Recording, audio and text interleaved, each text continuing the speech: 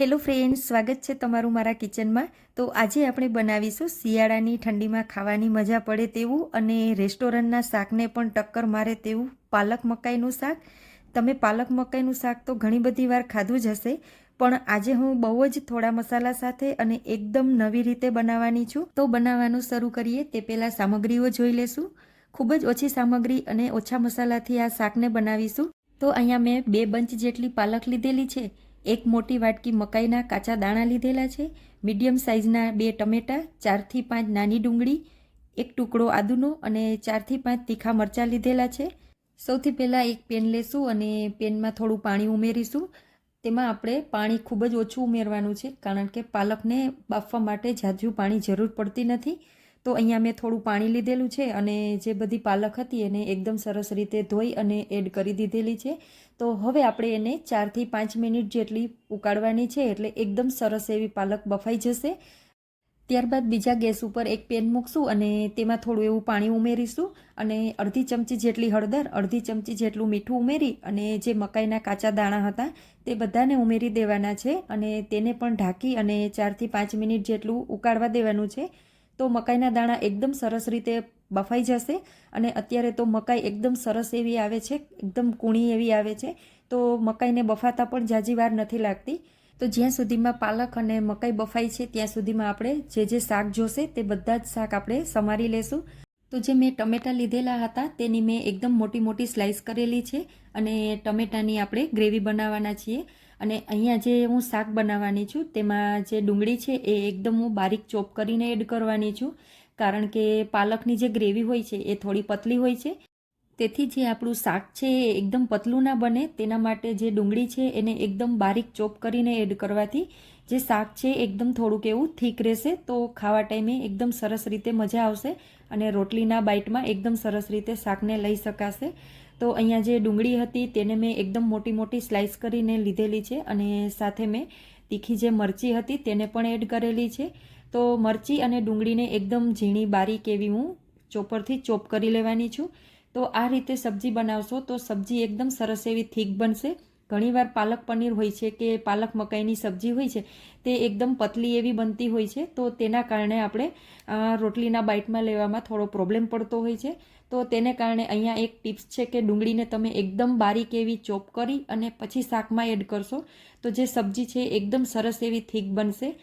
અને જ્યાં સુધીમાં આપણે બધું શાક હતું તે સમારી લીધું ત્યાં સુધીમાં મકાઈ અને પાલક પણ એકદમ સરસ એવું બફાઈ ગયું છે। તો જોઈ શકો છો કે મકાઈ એકદમ સરસ એવું બફાઈ ગયું છે। તો આ રીતે આપણે મકાઈને ઝારાની મદદથી કે ચાળણીની મદદથી નીકાળી લેશું અને પાણી જેટલું બને એટલું ઓછું રાખવાનું છે। તો અહીંયા તમે જોઈ શકો છો કે પાલક પણ એકદમ સરસ એવી બફાઈ ગઈ છે। તો ગરમ ગરમ પાલકને આપણે એક બાઉલમાં નીકાળી લેશું, પણ જે બાઉલમાં નીકાળીશું તે બાઉલમાં બરફવાળું અથવા ઠંડુ પાણીને જ લેવાનું છે અને આ રીતે ગરમ પાલકને સીધી ઠંડા પાણીમાં નાખશી તો પાલક જે છે એનો કલર એકદમ મેન્ટેન રહેશે અને એકદમ ગ્રીન એવો જ પેસ્ટ બનશે। તો અહીંયા મેં પાલકની ગ્રેવી બનાવી લીધેલી છે, ટમેટાની ગ્રેવી બનાવી લીધેલી છે અને હવે આપણે શાક બનાવવાની તૈયારી કરશું। તો આ શાકને તમે બટર અથવા ઘીમાં બનાવશો તો ખૂબ જ ટેસ્ટ સરસ આવશે।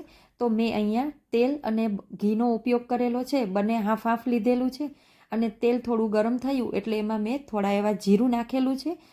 જીરુંનો કલર થોડો બ્રાઉન થાય ત્યારબાદ તેમાં આપણે લસણ અને આદુની પેસ્ટ એડ કરવાની છે અને એકદમ સરસ એવું ચલાવવાનું છે અને લસણ એકદમ સરસ રીતે પાકી જાય ત્યારબાદ એમાં આપણે ડુંગળી અને જે મરચીને બારીક ચોપ કરેલી હતી તે બધી જ એડ કરી દેવાની છે અને થોડીવાર માટે સાતળવાનું છે।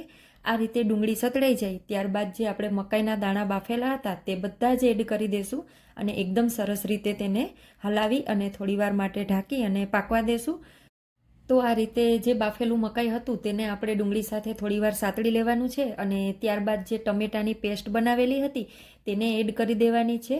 તો પેસ્ટ આપણે અહીંયા ઝાઝી ઉમેરવાની નથી, એકદમ થોડી એવી પેસ્ટની જ જરૂર પડશે, એટલે જ આપણે 2 ટમેટાની જ પેસ્ટ બનાવેલી હતી અને બધી જ પેસ્ટને એડ કરી સરસ રીતે મિક્સ કરી અને જે મસાલા આપણે એડ કરવાના છે તે બધા જ મસાલા એડ કરી દેશું।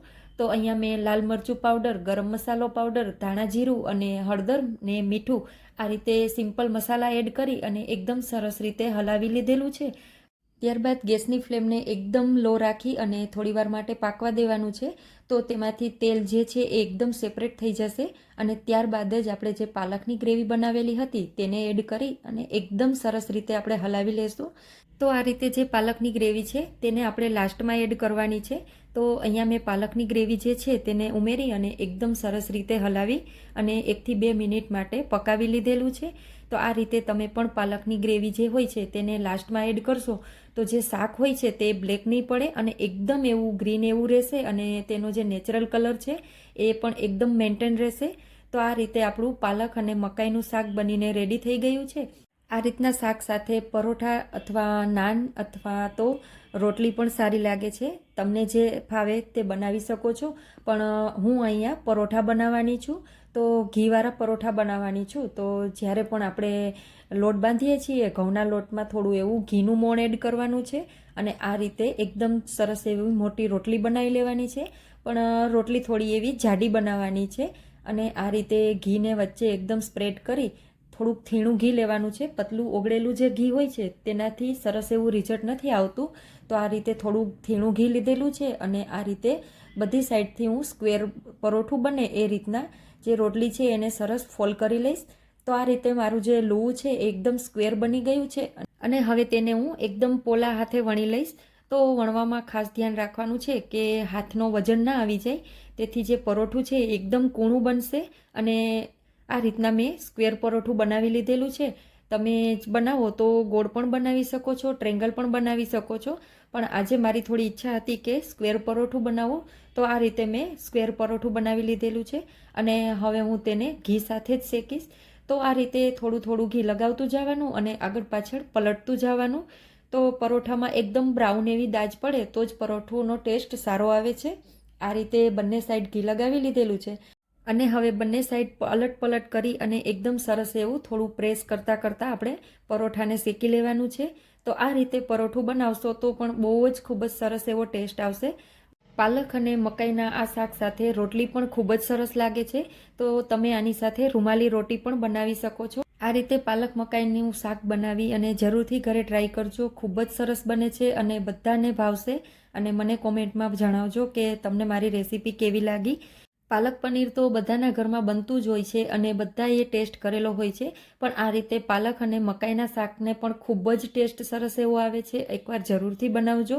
તો આજના ડિનરમાં મેં એકદમ સરસ ઘીના પરોઠા બનાવેલા છે, સાથે પાલક મકાઈનું શાક, લચ્છા ડુંગળી અને એકદમ ક્રિસ્પી પાપડ સાથે આજના ડિનરની થાળી અમારી તૈયાર છે.